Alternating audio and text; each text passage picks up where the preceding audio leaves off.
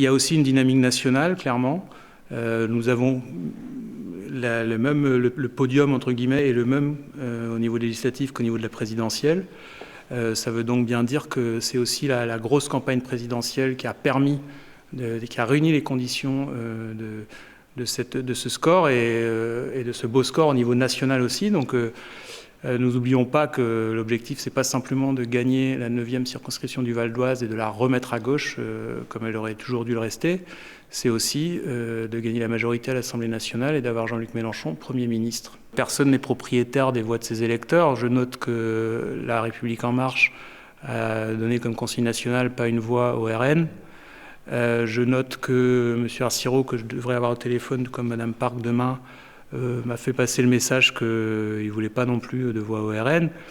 Après, évidemment, les électeurs sont libres de leur vote, et c'est d'ailleurs pour cela qu'il n'est pas question de se démobiliser et de croire que la victoire serait acquise d'avance. Pas du tout. Le RN aussi est en dynamique, nous n'oublions pas. Très grande satisfaction, en effet. On a vu qu'il y a 5 ans, la marche sur le podium était ratée de très peu.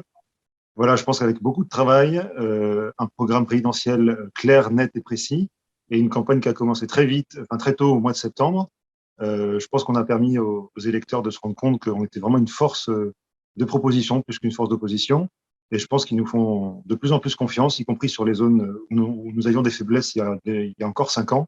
Je pense notamment à Gonesse et Goussainville, où on réalise quand même des scores très, très intéressants. Moi, je pense que cette situation, effectivement, on peut dire exceptionnelle, le second tour dans cette circonscription, ne m'est pas forcément aussi défavorable que ça. Alors certes, sur le papier, ce soir, je suis un petit peu loin au niveau du nombre de voix, mais je ne suis pas persuadé que les électeurs qui ont voté pour la majorité présidentielle ou pour M. Arcero pour la droite locale vont s'empresser, comme ni une ni deux, d'aller voter pour l'extrême gauche par sa radicalité.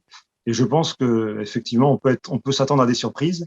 Le contexte national ne nous a pas aidés. On a voulu faire une campagne ancrée dans nos territoires.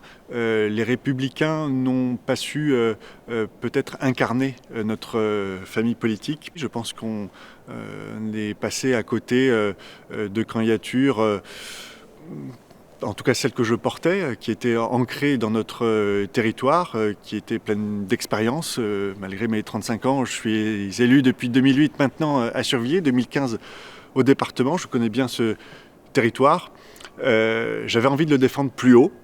Ça ne sera pas encore le cas cette fois-ci, mais je ne désespère pas. Et il y a des points aussi positifs. Je suis très heureux d'avoir été placé en tête des suffrages dans ma ville, ici à Survilliers. Ça me fait chaud au cœur et ça m'encourage à poursuivre mon engagement local.